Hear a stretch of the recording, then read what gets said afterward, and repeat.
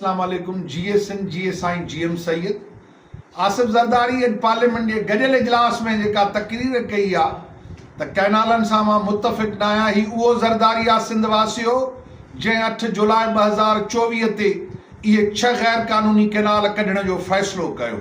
सिंध वासियो तव्हांजी मुसलसल पुरमन जदोजहद आहे। दरिया सां ऐं वतन सां मोहबत जो इज़हार आहे जो ज़रदारी चए थो त कैनालनि सां मुतफ़िक़ न आहियां। ही साॻियो ई ज़रदारी आहे जंहिं पैसा जारी करे कम जी शुरूआत कई।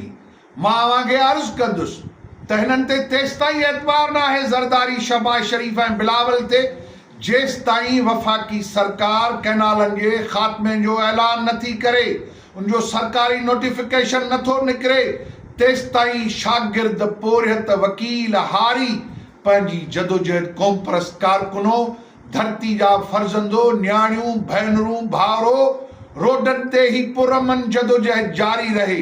कैनाल मंज़ूर न आहिनि, सिंधु वहंदो रहंदो। इहो फतेह असांजी तॾहिं थींदी सिंध जी जॾहिं सरकार कैनालनि जे ख़ात्मे जो ऐलान करे। सरकार आसिफ ज़रदारी जी आहे, शहबाज शरीफ़ जी आहे, बिलावल ज़रदारी जी आहे, सरकार बुराल शाह जी आहे। तंहिं करे जेसिताईं वफ़ाक़ी सरकार फ़ैसिलो नथी करे अनाउंस, तेसिताईं हीअ जदोजहद जारी रखूं। फतेह सिंध जी थींदी।